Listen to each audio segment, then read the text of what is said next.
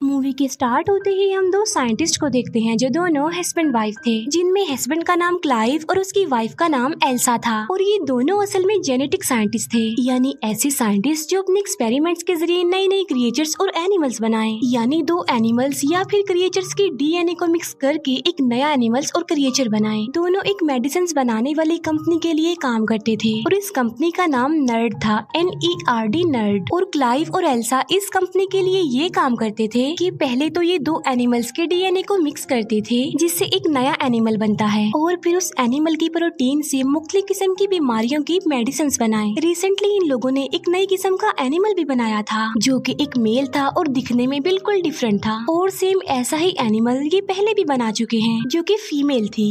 अब ये दोनों एनिमल्स को एक दूसरे के आमने सामने लाते हैं और वो दोनों एनिमल्स एक दूसरे से बहुत प्यार से मिलते हैं, यानी वो दोनों एनिमल्स एक दूसरे को पसंद कर रहे थे। इसका मतलब ये था कि उनका एक्सपेरिमेंट सक्सेसफुल हो गया था। ये देखकर वो दोनों अपनी कंपनी की बॉस के पास जाते हैं और उसे बताते हैं कि हमने बहुत सारे एनिमल्स के डीएनए को मिक्स करके ये अलग तरह का एनिमल बनाया है और इसकी प्रोटीन की मदद से हम बहुत सारी बीमारियों की मेडिसिन बना सकते हैं। और इसके साथ साथ हमने एक नया तरीका भी डिस्कवर किया है, और वो ये कि हम इंसान और जानवर के डीएनए को मिक्स करके एक नई ब्रीड बना सकते हैं और डेफिनेटली हम बहुत सारी बीमारियों की मेडिसिन बना सकते हैं। उनकी बॉस बताती है कि जो काम तुम कर रहे थे, यानी जो एक्सपेरिमेंट तुमने किया, उससे कंपनी बहुत खुश है, और जो तुम बात कर रहे हो यानी इंसान और जानवर के डीएनए को मिक्स करने की, उसके लिए कंपनी अभी एग्री नहीं होगी फिलहाल। और जो जानवर तुमने बनाए हैं, हमारी कंपनी उनके प्रोटीन से मेडिसिन बनाना चाहती है, इसीलिए सारी रिसर्च को रोक कर मेडिसिन बनाने पर फोकस किया जाएगा। जिस पर क्लाइव और एल्सा कहते हैं कि अगर हमने ये काम स्टार्ट ना किया तो कोई और कर देगा। जिस पर बॉस कहती है कि हमने कब कहा कि हम ये काम नहीं करेंगे, हम ये काम जरूर करेंगे, मगर उससे पहले हम मेडिसिन बनाएंगे और उन्हें मार्केट में लाएंगे और उसके बाद तुम्हारे प्रोजेक्ट पर काम किया जाएगा। इसीलिए वो उन दोनों को मना कर देती है। इस बात की वजह से ये दोनों डिसअपॉइंटेड हो जाते हैं, क्योंकि वो दोनों जेनेटिक साइंटिस्ट थे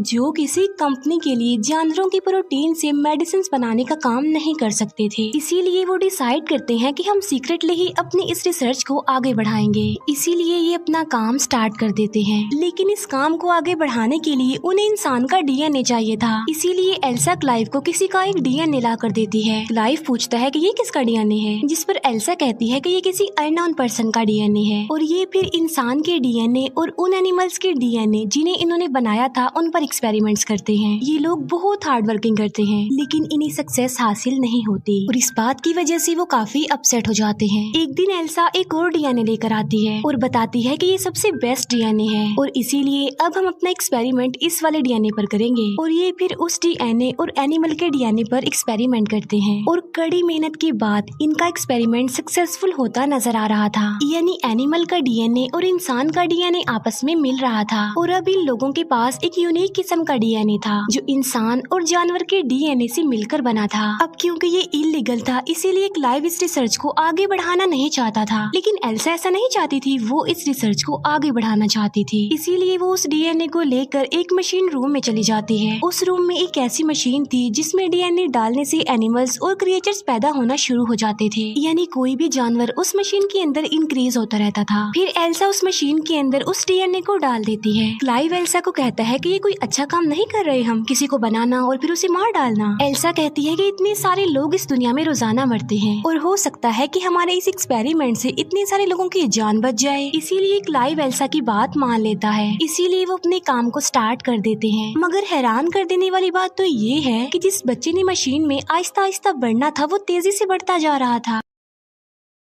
चेक करने पर उन्हें पता चलता है कि बच्चा बिल्कुल नॉर्मल है, लेकिन शाम को उस लैब का अलार्म बजने लगता है और जब ये लोग चेक करने के लिए जाते हैं तो ये देखते हैं कि बच्चा पूरी तरह डेवलप्ड हो गया है, यानी वो पैदा होने के लिए, बाहर आने के लिए डेवलप्ड हो गया है। इसीलिए वो उसे बाहर निकाल देते हैं, जो काफी अजीब लग रहा था। क्लाइव इस क्रिएचर को मारना चाहता था। एल्सा कहती है कि अभी हमें ऐसा नहीं करना चाहिए, क्योंकि क्या पता कि हम एक सक्सेसफुल क्रिएचर बना ले, लेकिन क्लाइव एल्सा की बात नहीं मानता। इसीलिए वो उस जगह पर जाते हैं जहाँ पर वो क्रिएचर क्रिएचर था, क्योंकि वो उसे मारना चाहते थे और वहाँ जाकर उन्हें पता चलता है कि वो तो पहले ही मर चुका है। इसीलिए क्लाइव वहाँ से चला जाता है। एल्सा कहती है कि अब खतरे वाली कोई बात नहीं है। इसीलिए एल्सा उस बॉक्स को ओपन कर देती है और जब वो चेक करती है तो उसे पता चलता है कि यहाँ पर कोई बच्चा, कोई क्रिएचर नहीं है, बल्कि ये सिर्फ एक स्किन है। यानी उस स्किन में से कोई क्रिएचर निकला है जो उस वक्त लैब में ही है। फिर वहाँ पर वही अजीब सा क्रिएचर दिखाया जाता है जिसके 2 पैर थे। बाहर से क्लाइव उस क्रिएचर को देख लेता है और वो एल्सा को कहता है कि तुम जल्दी से बाहर आ जाओ, मैं पॉइजनस गैस ऑन कर रहा हूँ। लेकिन एल्सा क्लाइव की बात नहीं मानती और वो उस क्रिएचर को कहती है कि मैं तुम्हें कोई नुकसान नहीं पहुँचाऊंगी, इसलिए तुम मत डरो। और ये सुनने के बाद वो अजीब सा क्रिएचर एल्सा के पास आता है और उसे डरता भी नहीं। लेकिन तभी पीछे से क्लाइव एक रॉड लेकर वहाँ पर आ जाता है, जिसे देखकर उस क्रिएचर को गुस्सा आ जाता है। फिर क्लाइव और एल्सा वहाँ से बाहर आ जाते हैं। क्लाइव एल्सा को कहता है कि मैं पॉइजनस गैस ऑन कर रहा हूँ क्योंकि मैं इस क्रिएचर को जिंदा नहीं रख सकता, मैं इसे मारना चाहता हूँ। जिस पर एल्सा कहती है कि नहीं, हम सिर्फ इसे बेहोश कर देंगे क्योंकि मैं देखना चाहती हूँ कि हमने क्या बनाया है। इसीलिए वो उसे बेहोश करते हैं और उसे एग्जामिन करने लगते हैं। तब उन्हें पता चलता है कि ये क्रिएचर एक फीमेल है असल में, जो बहुत फास्टली ग्रो कर रही है और एक टाइम ऐसा आएगा कि डेवलप्ड होने के बाद मर जाएगी। यानी इसका लाइफ साइकिल बहुत छोटा है। फिर आहिस्ता आहिस्ता ये क्रिएचर बड़ा होता जा रहा था, डेवलप होता जा रहा था। उसके हाथ पैर निकलने लगते हैं, उसका दिमाग भी डेवलप्ड हो जाता है और एल्सा उसे इमोशनली कनेक्ट भी होते जा रही थी। वो उसे खाना खिलाती थी, डिफरेंट एक्टिविटीज सिखाती थी। एक दिन एल्सा उस क्रिएचर को बहुत सारे अल्फाबेट्स देती है और उसे कहती है कि इन अल्फाबेट्स को ऐसे अरेंज करो कि मेरा नाम बन जाए। लेकिन वो क्रिएचर सिर्फ नर्ड बना देती है, NERD, जो इस कंपनी का नाम था, क्योंकि उसने एल्सा की शर्ट पर ये स्पेलिंग देखे थे। ये देखकर एल्सा खुश हो जाती है क्योंकि वो अब चीजों को पिक कर रही थी। तभी वहाँ पर क्लाइव आ जाता है जो उस क्रिएचर को बिल्कुल भी लाइक नहीं करता था। वो कहता है कि इस क्रिएचर को बाहर किसने निकाला, अंदर रखो इसे, और इसकी दुम भी कवर होनी चाहिए। असल में उस क्रिएचर की एक काफी लंबी दुम थी। एल्सा क्लाइव को कहती है कि इसे जानवर मत कहो। क्लाइव कहता है तो फिर मैं क्या कहूँ इसे। वो कहती है कि तुम इसे ड्रेन कहो क्योंकि इसने अभी अभी अल्फाबेट से NERD नर्ड बनाया है, जिसे उल्टा करके ड्रेन बनता है। और फिर एक दिन क्लाइव का भाई भी ड्रेन को देख लेता है और उसे ड्रेन की सारी रियलिटी पता चल जाती है। अब क्योंकि वो ड्रेन को वहाँ पर नहीं रख सकते थे, इसीलिए वो उसे एक फार्म हाउस में भेज देते हैं। और अब वो टाइम आ जाता है जब क्लाइव और एल्सा ने कंपनी के ऑनर को प्रेजेंटेशन देनी थी उन क्रिएचर्स के बारे में जो उन्होंने पहले बनाए थे। और जब वो प्रेजेंटेशन देने के लिए उन दोनों क्रिएचर्स को कंपनी के ऑनर के सामने लाते हैं और तब वो दोनों क्रिएचर एक दूसरे से लड़ने लगते हैं और इसी में ही उनकी मौत हो जाती है। और इस बात की वजह से वो लोग काफी डिसअपॉइंटेड हो जाते हैं। फिर वो उन दोनों क्रिएचर्स के लड़ने का रीजन ढूंढते हैं। तब उन्हें पता चलता है कि उन क्रिएचर में जो फीमेल थी वो अपने आप ही कन्वर्ट हो गई थी, यानी उसने अपना जेंडर चेंज कर लिया था और वो मेल बन गई थी क्योंकि उस क्रिएचर में एक ऐसे एनिमल का DNA था जो खुद को कन्वर्ट करके अपना जेंडर चेंज कर सकते थे। और एल्सा और क्लाइव को ये बात इसीलिए पता नहीं चल पाई क्योंकि वो अपने दूसरे एक्सपेरिमेंट यानी ड्रेन के साथ बहुत बिजी थे और यहाँ पर वो टाइम ही नहीं दे पाए। ड्रेन जो कि अब काफी बड़ी हो चुकी है और एल्सा उसे बिल्कुल बच्चों की तरह ट्रीट करती थी, उसे सब कुछ सिखाती है, उससे प्यार करती है। लेकिन एक दिन ड्रेन भागकर जंगल में चली जाती है और जब क्लाइव और एल्सा उसे चेक करने के लिए जाते हैं तो वो देखते हैं कि ड्रेन ने एक रैबिट को मार दिया है और वो उसे खा रही है। इसके बाद वो दोनों उसे घर ले आते हैं। एल्सा फिर जब ड्रेन को खाना देती है तो वो खाना नहीं खाती बल्कि कहती है कि मैं इस बोर जगह की वजह से बहुत ज्यादा बोर हो गई हूँ। ये बात वो अपनी जुबान से नहीं बताती बल्कि वो उन अल्फाबेट्स की मदद से TDS लिख देती है, यानी यहाँ पर मैं बहुत ज्यादा बोर हो रही हूँ। फिर वो छत को फाड़कर ऊपर चली जाती है। तब उसके पीछे पीछे क्लाइव और एल्सा भी जाते हैं।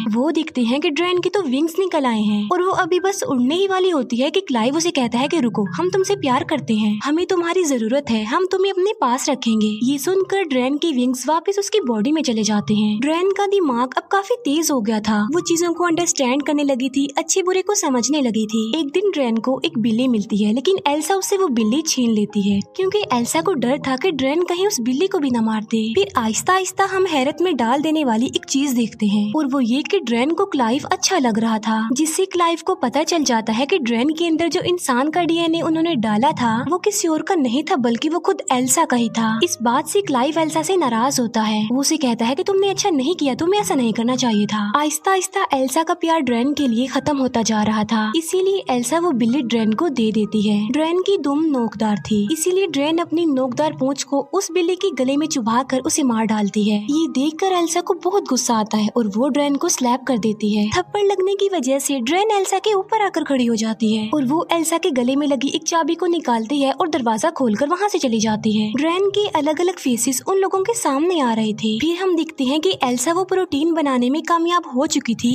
जिसकी रिस्पॉन्सिबिलिटी कंपनी ने उस पर लगाई थी। फिर एक दिन क्लाइव कैमरा की फुटेज यानी अपने लैपटॉप की स्क्रीन पर देख रहा होता है कि ड्रेन कहाँ पर है और ड्रेन उस वक्त पानी में होती है और अब क्लाइव को भी ड्रेन अच्छी लगने लगी थी और वो अपने लैपटॉप की स्क्रीन पर हाथ लगाता है। दूसरी तरफ ड्रेन भी कैमरा को टच करती है यानी वो क्लाइव के हाथ को अपना हाथ लगाती है क्योंकि वो जान चुकी थी कि क्लाइव उसे देख पा रहा है। ये देखकर क्लाइव काफी हैरान रह जाता है। फिर हम देखते हैं कि क्लाइव उस फार्म हाउस उस जगह पर आया है जहाँ पर ड्रेन थी। क्लाइव वहाँ पर अकेला आया था यानी उसके साथ एल्सा नहीं थी। क्लाइव ड्रेन को आवाज लगाता है लेकिन वो उसे कहीं पर भी नजर नहीं आती। तभी क्लाइव पीछे मुड़कर देखता है तो ड्रेन उसके पीछे खड़ी होती है। तभी ड्रेन क्लाइव के पास आकर उसे कहती है कि तुम मुझे अच्छे लगते हो। इस पर क्लाइव कहता है कि नहीं ये बुरी बात है। लेकिन अब क्योंकि क्लाइव को भी ड्रेन अच्छी लगती थी इसीलिए वो भी अपनी फीलिंग्स पर कंट्रोल नहीं कर पाता। लेकिन इतनी ही देर में वहाँ पर एल्सा आ जाती है। वो जब उन दोनों को साथ देखती है तो उसे बहुत बुरा फील होता है इसीलिए वो नाराज होकर वहाँ से चली जाती है। अब क्योंकि ड्रेन की दुम का इतना बड़ा नेल था यानी वो किसी के लिए भी खतरा हो सकता था इसीलिए एल्सा उसकी दुम काट देती है। एल्सा बहुत ज्यादा सैड होती है और यहाँ पर उन दोनों को अपनी गलती का एहसास होता है कि उन्हें ये क्रिएचर नहीं बनाना चाहिए था। एल्सा कहती है कि जो प्रोटीन कंपनी को चाहिए था वो मैं बना चुकी हूँ और वो ड्रेन के अंदर है, बहुत ज्यादा है। और अब वो दोनों डिसाइड करते हैं कि वो ड्रेन को मार डालेंगे। फिर वो दोनों ड्रेन के पास जाते हैं। वो देखते हैं कि ड्रेन की हालत तो ऑलरेडी मरने वाली है और देखते ही देखते ड्रेन मर जाती है क्योंकि हम जानते हैं कि उसका लाइफ साइकिल इतना ही था। उसके मरने के बाद वो दोनों उसे करीबी जगह पर दफना देते हैं। दफनाने के बाद क्लाइव का भाई वहाँ पर आता है और उसके साथ एक और एम्प्लॉय था और क्लाइव का भाई भी उसी कंपनी में काम करता था। क्लाइव का भाई कहता है कि मैं जानता हूँ कि तुम दोनों ने एक क्रिएचर बनाया है जो बिल्कुल इंसानों जैसा लगता है क्योंकि जो प्रोटीन तुमने कंपनी को दिया है उसमें ह्यूमन का डीएनए भी शामिल है। इसीलिए अब मैं उस क्रिएचर को देखना चाहता हूँ जो तुमने बनाया है। जिस पर वो कहते हैं कि वो तो मर चुकी है और हम तो उसे दफन भी कर चुके हैं। और तभी किसी की जोरदार चिल्लाने की आवाज आती है और ये आवाज उस तरफ से आ रही थी जहाँ पर उन्होंने ड्रेन को दफन किया था। इसीलिए वो जल्दी से उसी तरफ भागते हैं। वो देखते हैं कि जहाँ पर उन्होंने ड्रेन को दफन किया था वो वहाँ पर नहीं है